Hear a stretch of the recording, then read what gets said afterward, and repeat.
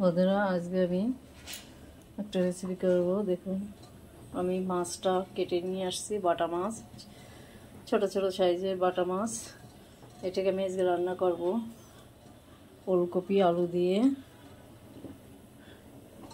জিরে আর রাঁধুনি বাটা দিয়ে। যাই হোক, আমি তরকারিটা কেটে মশলাটা করে নিয়ে এসে রান্নাটা করে দেখাচ্ছি। আমি গ্যাসে কড়াই বসিয়ে দিয়েছি। সর্বপ্রথমে মাছ কটা ভেজে নেব। কড়াইটা গরম হতে হতে আমি মাছের হলুদ লবণটা মাখিয়ে নেব। কড়াইটা গরম হয়ে গেছে, আমি কড়াইতে সরষের তেল দিয়ে দিলাম।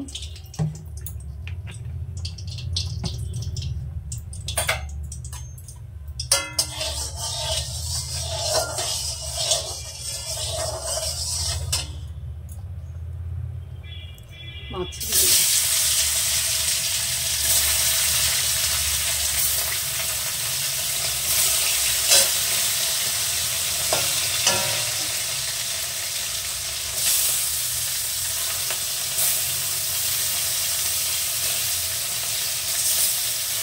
মাছটা আমি সুন্দর করে ভেজে নেব।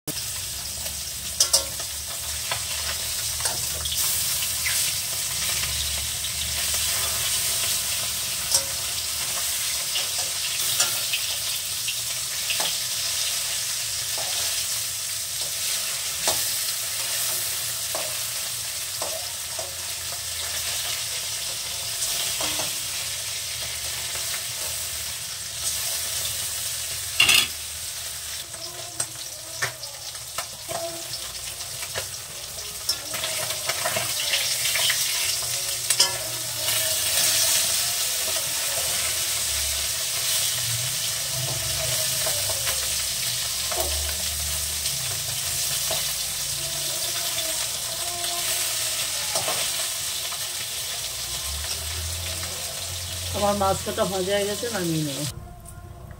আমার মাছ ভাজা হয়ে গেছে, আমি মাছ কাটা নামিয়ে নিয়েছি। এই কড়াইতেই আমি তেল দিয়ে দেবো।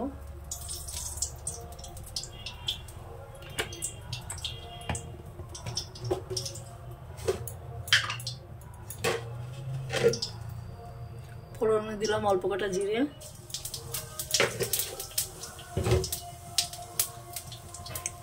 একটু টমেটো কুচি, কাঁচা লঙ্কা, এটাকে একটু ভেজে নেব। লবণটা আমি এখানে টমেটোর ভিতরেই দিয়ে দিলাম, পরিমাণ মতো লবণ। টমেটোটা তাড়াতাড়ি গলে যাবে। টমেটোটা হালকা কষিয়ে নিয়ে দিয়ে দিলাম রাঁধুনি আর জিরে বাটাটা। আমি শিলেই বেটেছি, তোমাদেরকে দেখাতে পারছি না বাটাটা।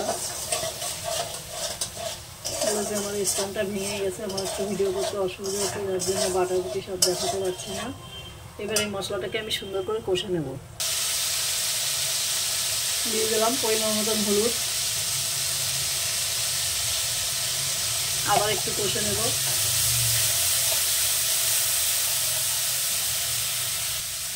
এবারে আমি ফুলকপি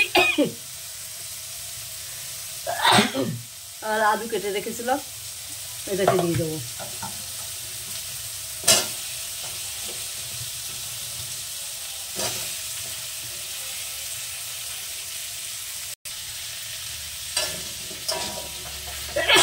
এবার আমি সুন্দর করে তরকারিটাকে কষে নেব।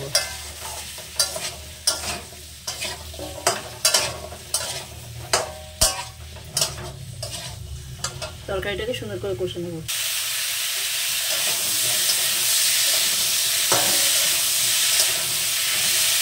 তরকারিটা আমার কষা হয়ে গেছে, এবার দিয়ে দেবো জল।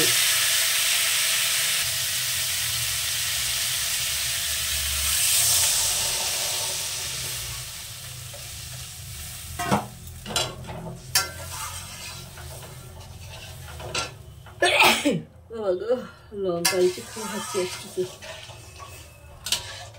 এবার তরকারিটাকে আমি সুন্দর করে ফুটিয়ে নেব।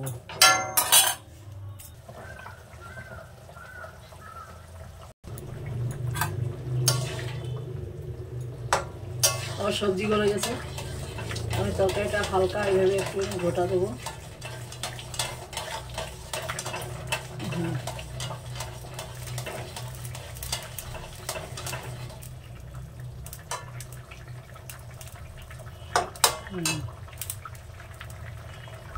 তরকারিটা হালকা গোটা দিয়ে আমি এবার দিয়ে দিলাম মাছগুলো। তরকারি আমার হয়ে গেছে, নামানোর টাইম হয়ে গেছে।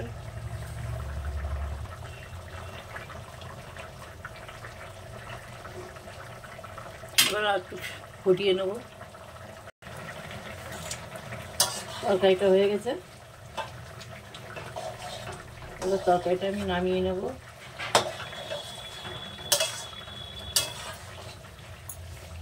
নামানোর আগে আমি একটু ধনে পাতা কুচি দিয়ে দিলাম।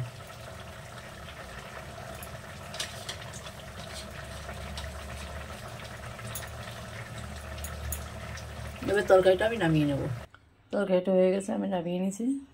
আপনারা এভাবে রান্না করে খেয়ে দেখবেন, খুব সুন্দর লাগে। অনেকে ভাবছে ওলকপি দিয়ে বাটা মাছ দিয়ে কেমন লাগে, কিন্তু খেতে খুব সুন্দর লাগে। যাই হোক, আমার চ্যানেল যারা নতুন তারা একটা সাবস্ক্রাইব করে, যারা পুরনো তারা একটু লাইক শেয়ার করবেন। আজকে এই পর্যন্ত, নমস্কার।